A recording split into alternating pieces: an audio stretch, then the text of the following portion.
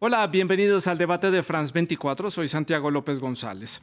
El estado de Florida ha captado la atención no solo de Estados Unidos, sino también del mundo entero al ser aprobada la Ley de Derechos de los Padres en la Educación, llamada popularmente como Ley Don't Say Gay o No Digas Gay.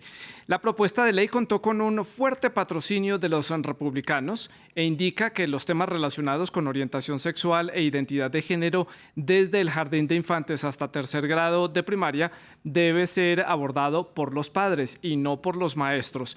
Veamos un extracto de esta ley.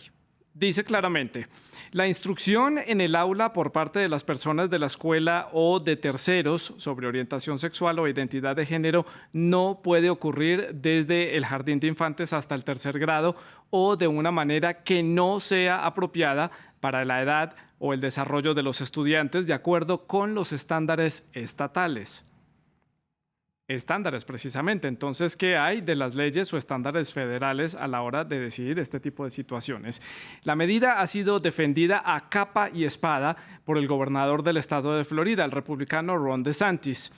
El gobernador en varias de sus declaraciones ha indicado que de esta manera nos aseguramos de que los padres puedan enviar a sus hijos a la escuela para recibir una educación no adoctrinamiento. Educación sexual y explicación sobre identidad de género de manera temprana es adoctrinamiento, pues esa es una de las preguntas que le vamos a hacer a uno de nuestros invitados. Es una de las preguntas que ha llegado a través de las redes sociales a France 24.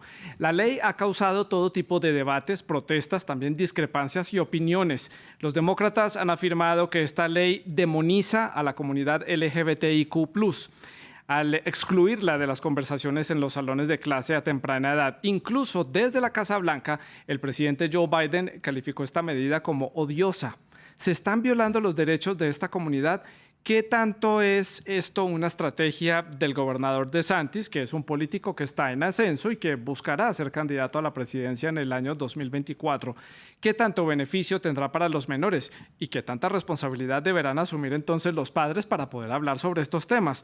¿Qué hay con los menores de edad que desde muy temprana edad tienen confusión sobre su identidad sexual y deben hablar sobre este tema? La polémica ley Don't Say Gay o No Digas Gay es nuestro tema de debate en France 24. Y para analizarlo hemos invitado a Víctor de la Flor, él es abogado y también vicepresidente de la Republican National Hispanic Assembly del condado de Miami-Dade. Él se encuentra, pues como el nombre de la institución lo dice, en la ciudad de Miami. También allí en el sur de la Florida se conecta a esta conversación Alejandro Acosta. Él es activista LGBTIQ.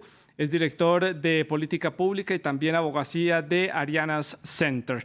Ustedes, nuestros televidentes, también pueden participar en este debate con todos sus comentarios y sus preguntas. Por supuesto, las pueden hacer a través de nuestras redes sociales. Nos encuentran en Facebook, en Instagram y en Twitter. Estamos como @France24-ES, @Santilogo, que es mi cuenta personal, y nuestra etiqueta es numeral el debate F24. Esperamos todos sus comentarios y sus preguntas. Comienzo entonces con Víctor de la Flor, allí en la ciudad de Miami, preguntándole por su opinión como punto de partida. Pregunta básica para el inicio del debate, su opinión sobre esta ley aprobada en el estado de Florida. Hola Santiago, buenas tardes, muchas gracias por tu invitación. Yo creo que esta ley es una ley necesaria para el estado de Florida y bueno, yo no le diría que es la ley de no digas gay, dado que ese es un apodo impuesto por los demócratas para generar una imagen negativa y homofóbica de esta legislación. Yo creo que efectivamente la ley denominada de los derechos de los padres en la educación es una ley importante porque básicamente son los padres los encargados de educar a los hijos y no los maestros, y menos adoctrinarlos. Y Alejandro, para el punto de partida, su opinión sobre esta ley y lo que ha repercutido en la sociedad del estado de Florida y también en los Estados Unidos. Y ya vemos que tiene eco internacional, por eso estamos analizando este tema fuera de las fronteras de Estados Unidos. Como bien mencionaste, la ley aparenta ser un movimiento político del gobernador DeSantis, quien tiene aspiraciones a ser presidente en el 2024. Esta ley lo que hace efectivamente es invisibilizar la comunidad LGBT, promover el odio, las herramientas necesarias para enseñar educación sexual. Muchas veces los padres no las tienen, porque tampoco se le enseñó desde pequeño eso en su casa. Cuando se le enseña a los estudiantes sobre su propia sexualidad, sobre sus partes privadas, también se está preveniendo el abuso sexual, se está dando poder a esas personas pequeñas, ¿no? A tener autoridad sobre su cuerpo. No se está adoctrinando a nada. Yo fui maestro por 17 años abiertamente gay en escuelas públicas en Puerto Rico, en Chicago y en Florida. También entrené a maestros en educación sexual, y la cantidad de mitos y de mala información que tienen los maestros, los administradores y los padres es increíble. Promueve las enfermedades de transmisión sexual al igual que el VIH. Alejandro, continúo con usted para hacer la ronda a la inversa, preguntándole si se están violando derechos de esta comunidad, de la comunidad LGBTIQ, y si se está violando de manera temprana derechos de estos menores de edad, que posiblemente muchos de ellos van a ser parte de esta comunidad una vez tengan clara cuál es su identidad sexual. Lamentablemente, los estudiantes que son LGBTQ tienen 40% más probabilidad de cometer suicidios y hacerse daño, ¿no? Los estudiantes entran al jardín a veces ya con una identidad diferente a la que nacieron. Por cierto, para determinar un sexo, puede ser que un estudiante nazca intersexo. El 1.4% de la población de los Estados Unidos es intersexo, que no tienen tienen a veces ambos órganos internos y externos. ¿Quién determina lo que es un varón? ¿Quién determina lo que es una niña? Actualmente, en Estados Unidos, hay muchos estados que están promoviendo la educación sexual desde el jardín hasta que se salga en escuela superior, porque evita embarazos, abortos. No hay manera de justificar lo que están haciendo los republicanos. Simplemente esto es una estrategia para eliminar e invisibilizar la comunidad. Víctor, en la ciudad de Miami, le pregunto entonces, ¿cuál es el motivo, el fin de haber promovido esta ley, de llevarla a cabo y de imponerla ya de forma, de acuerdo a como lo estipula la ley en el estado de Florida, para ponerla en marcha? ¿Cuál es el fin? El fin es que los padres tomen la obligación de educar a sus hijos correctamente. Una vez más, quienes deben educar a los hijos son los padres, no los maestros en ese aspecto de temas de identidad sexual.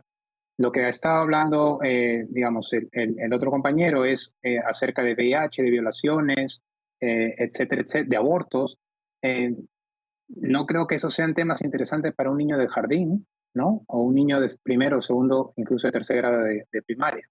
Entonces, la idea aquí es empoderar a los padres en cuanto al derecho que ellos deben ejercer en la educación de sus hijos.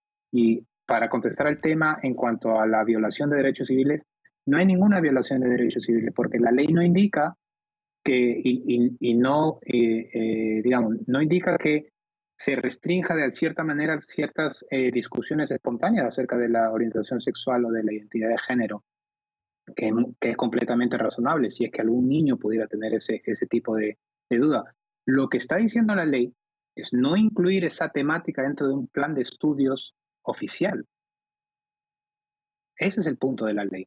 Es tener un plan de estudios correcto para que el niño, que estamos hablando de niños de menores de 8 años, puedan tener simplemente un inicio en la educación totalmente libre de estos temas que muy probablemente ni siquiera los van a entender. Sí, Alejandro, continúo con usted para preguntarle si son los padres de familia las personas perfectamente capacitadas para asumir este tipo de conversaciones. Vemos que incluso todavía muchos adultos en la actualidad tienen confusión en cuanto a la definición de algunas identidades de género. ¿Son los padres las personas adecuadas para hablar este tipo de temas con sus hijos? Es normal hablar con los padres cualquier tipo de tema, pero en puntualidad, para ser puntuales, requiere cierto conocimiento o capacitación para entender muchos aspectos que tal vez los padres no tienen. ¿O qué piensa usted al respecto?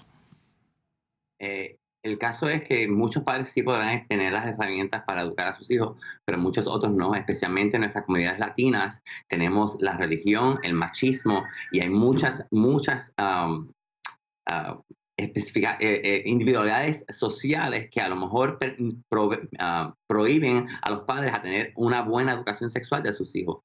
Inclusive, aun cuando están preparados, la educación sexual cambia constantemente, es dinámica, y es difícil, en general, hablar no solo con niños, con adultos, con todo el mundo, como usted bien dice, sobre sexualidad.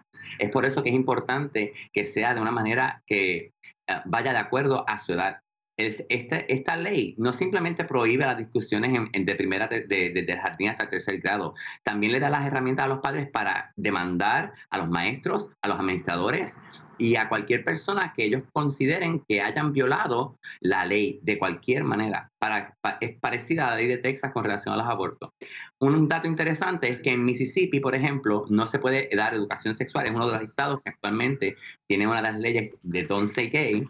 Y en el estado de Mississippi, hasta el 2020, eran el estado con mayor embarazo en adolescentes. Entonces, es muy irónico que el estado con mayor embarazo de adolescentes es uno de los estados que no permite que se hable de sexualidad, ni tampoco se hable de educación sexual en las escuelas, solo de abstinencia. Eso no, actualmente con el acceso que tienen los niños a internet y a pornografía que le llega literalmente a su casa, es importante que lo reciban de una manera educada, de una manera estándar y por una persona educada como un maestro. Víctor, usted lo mencionaba, la ley no prohíbe conversaciones espontáneas acerca de la orientación sexual o de la identidad de género en las escuelas.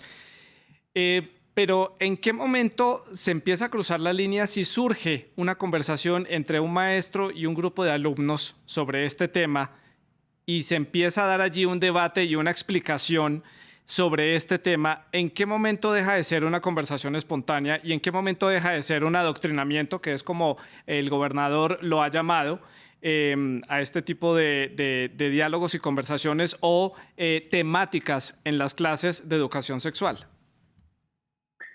Yo creo que el adoctrinamiento va a venir siempre que este plan se encuentre dentro de la temática oficial de estudios. O sea, si es que este debate se impone dentro de la currícula, básicamente, de estudios, ¿no? O sea, a ver, para esto hay que ver por qué nace esta norma. En principio, hubo denuncias de padres por adoctrinamiento de género en jardín de infantes. Habían profesores que obligaban a niños a participar en marchas de orgullo gay en la escuela, o maestras vistiendo a niños de mujeres. Entonces, los padres no quieren eso, y está bien, porque una vez más, los padres son los que tienen toda la responsabilidad de educar a sus hijos y el derecho y la obligación de educar a sus hijos. Entonces, si bien pueden haber este tipo de discusiones espontáneas, la idea es evitar que desde la currícula estatal se imponga estos temas que los niños, una vez más, no lo van a entender en ese momento. Víctor, los demócratas y algunos sectores de la sociedad allí en Florida y también en otros estados de Estados Unidos han dicho que el lenguaje de esta ley es ambiguo, que se presta para que cualquier conversación sobre estos temas pueda dar pie a que demanden los padres, creando tal vez una atmósfera complicada entre las instituciones educativas, los padres de familia y los estudiantes. Dicen que hay palabras que no son precisas y que se prestan, como ya lo decía yo, para la ambigüedad. ¿Para usted la ley es clara, es correcta tal cual como está redactada o tiene que ser un poco más precisada? Bueno, en Estados Unidos ninguna ley es totalmente clara. Todas las leyes son dispuestas a poder ser interpretadas, y para eso también tenemos una corte, digamos, un poder judicial que puede interpretar la ley en el caso concreto. Pero la ley es, digamos, suficientemente clara en el sentido de que no se debe imponer este tipo de ideología o este tipo de adoctrinamiento a los niños. Una vez más, las discusiones espontáneas. Ahora, lo que tú me estás diciendo es, ¿cuál es la línea de división o el punto gris? Ok, habrá un punto gris, pero también hay que recordar que los profesores siempre van a estar circunscritos a la currícula. Entonces, ellos tienen que tener la capacidad de discernir cuándo se puede tocar ciertos temas o cuándo no. Sí. Víctor, Alejandro, su opinión al respecto sobre esto que mencionan los demócratas allá en Florida sobre esta posible ambigüedad de la ley. Es muy ambigua, como le dije, no es simplemente de jardín a tercer grado. También la ley dice que cualquier cualquier forma que la persona se sienta incómoda y que piense que el maestro o el profesor rompió con la ley, ellos pueden demandar. Entonces, por ejemplo, la Asociación de Pediatras recomienda que la educación sexual se comience en el jardín. La organización, por ejemplo, Advocates for Youth, tiene un currículo que comienza en kindergarten y termina en el grado 12. Estos son llevados por los estándares federales de educación sexual.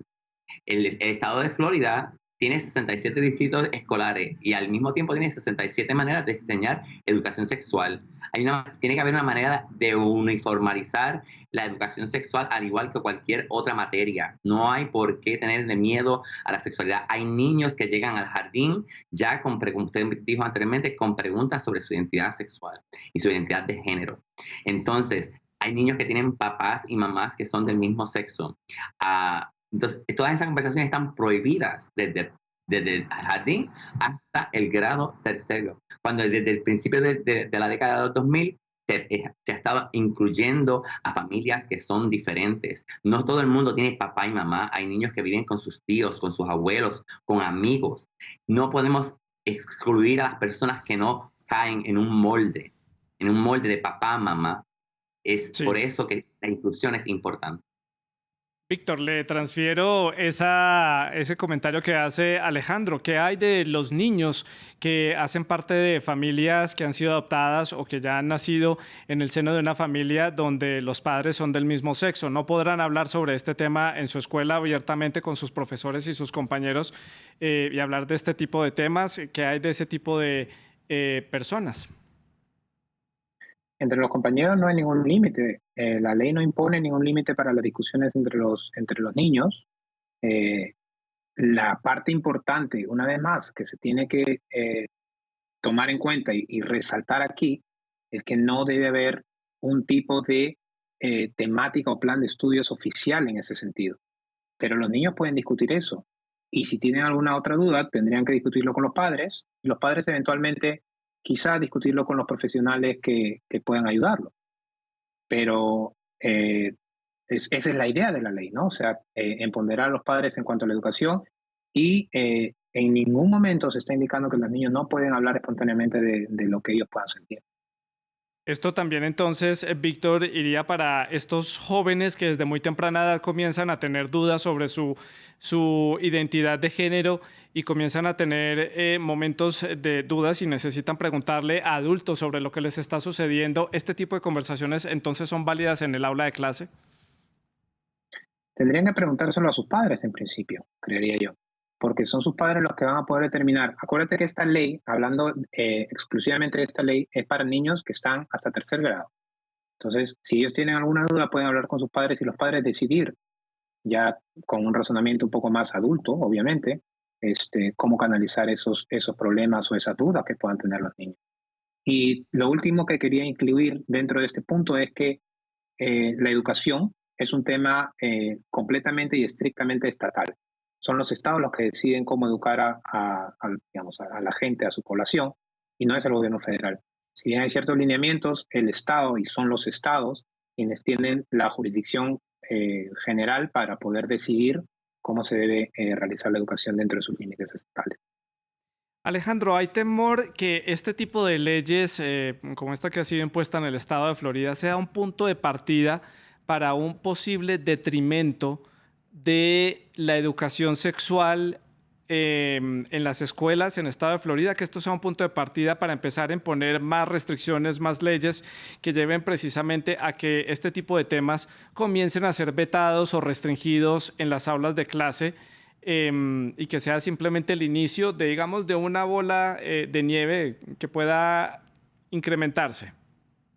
Es muy interesante como el señor de la Flor se contradice a sí mismo, porque dice que está bien que los estudiantes hablen con sus compañeritos, que hablen con los maestros espontáneamente, pero que no hayan unos estándares oficiales para enseñar. Es como decir, no quieres hablar de drogas con los estudiantes, pues deja que hablen con los compañeritos, que ellos les van a enseñar mejor. Es una idea completamente retrógrada, es una idea que viene de los 50 y lamentablemente no está apta para el año 2020, como le dije anteriormente. Los estudiantes no solamente están aislados en su casa y en el salón de clase, los estudiantes ven redes sociales, televisión, Netflix, ellos están expuestos a todo y están muy curiosos. Inclusive, otro dato interesante, yo enseñé en escuela superior y cuando me moví a escuela intermedia con niños de 10 años, pensé, no voy a tener que estar lidiando con cosas sexuales porque pues son niños. Todo lo contrario. Al contrario, más preguntas, más curiosidades.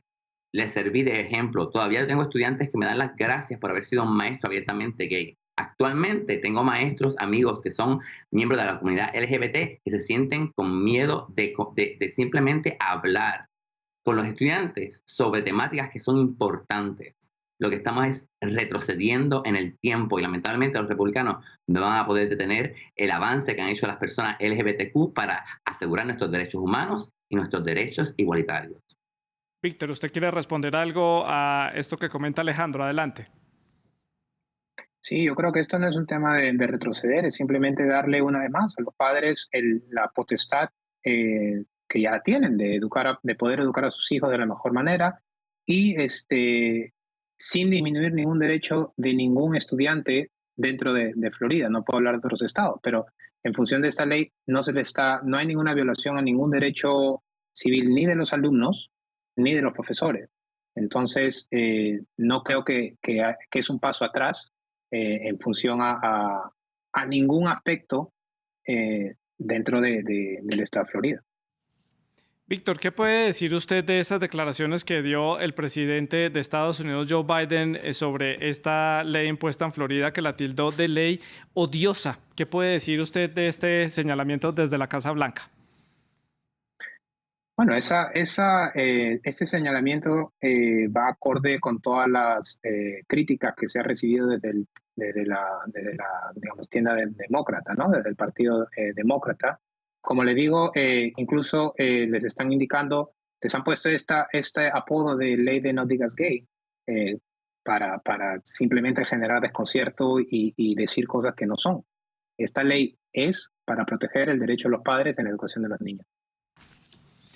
Alejandro, desde la defensa de los derechos de la comunidad LGBTI, de los derechos de los menores también y de los mismos derechos que tienen los estadounidenses de estar a favor o en contra de las decisiones que se puedan tomar por parte de los gobiernos, ¿hay en mente o hay organizándose algún tipo de movimiento o algo que vaya a llevar alguna ley en contra o vaya a promover un movimiento en contra para revertir esta decisión del gobernador DeSantis y del Congreso allí, del gobierno estatal en Florida sobre esta legislación?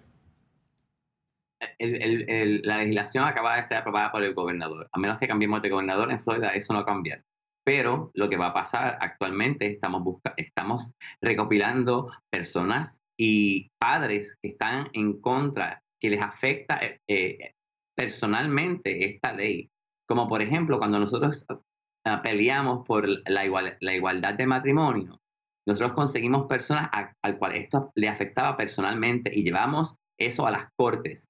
Lo que va a pasar con esta ley es que va a ser refutada legalmente en las cortes hasta que esto llegue a la Corte Suprema y se determine que lo que Ron DeSantis ha hecho está en contra de los derechos humanos y es un movimiento retrógrada y simplemente político para sus aspiraciones políticas para el 2024. Lamentablemente, la comunidad LGBT siempre ha sido un instrumento para los republicanos para animar a su base. Y como les dije anteriormente, las personas LGBT no vamos a estar dentro del closet, no vamos a desaparecer y simplemente vamos a luchar para mantener nuestros derechos.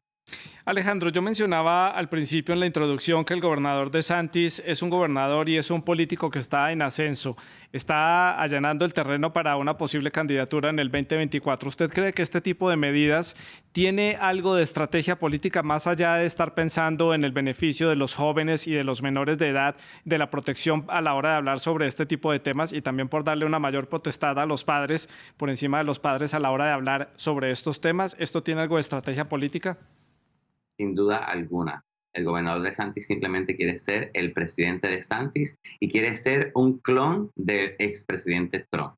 Él simplemente está tratando de apelar a su base religiosa de personas conservadoras, extremistas, racistas, homofóbicas, y ese es el tipo de votante que Ron DeSantis quiere en Florida.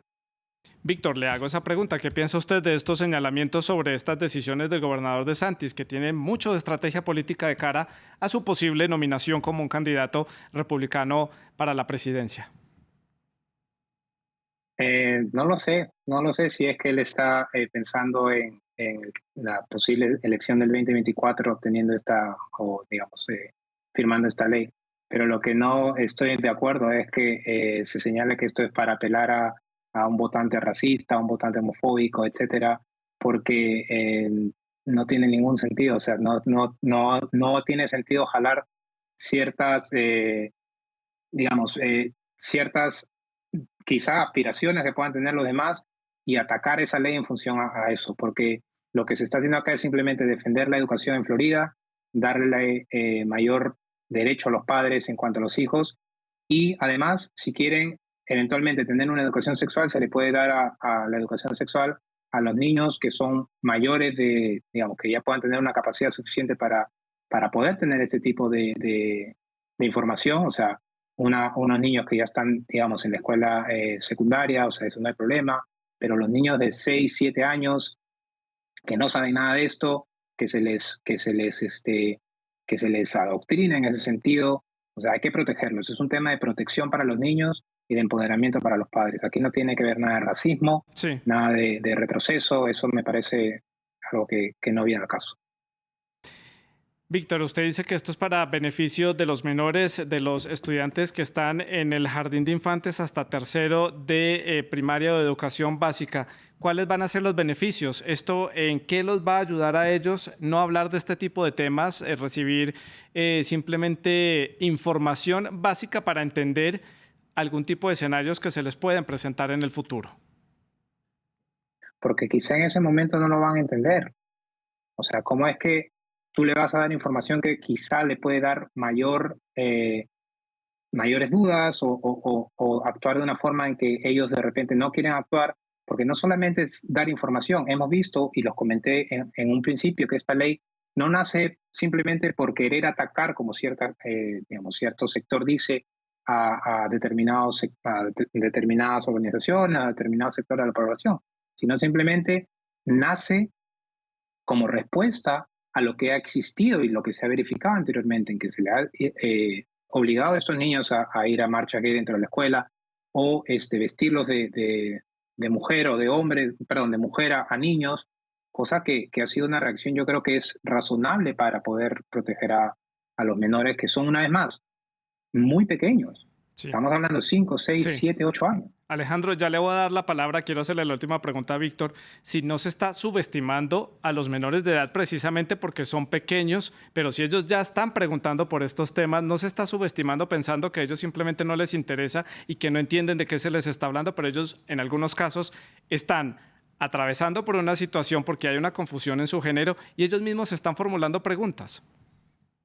Correcto, pero esas preguntas las pueden discutir con sus padres, quienes son los que tienen la obligación, el deber y el derecho de educar a sus hijos. Y son los padres los que en ese momento de edad o del momento de la vida de esta persona, de estos niños, pueden tomar la decisión de cómo afrontar esta situación.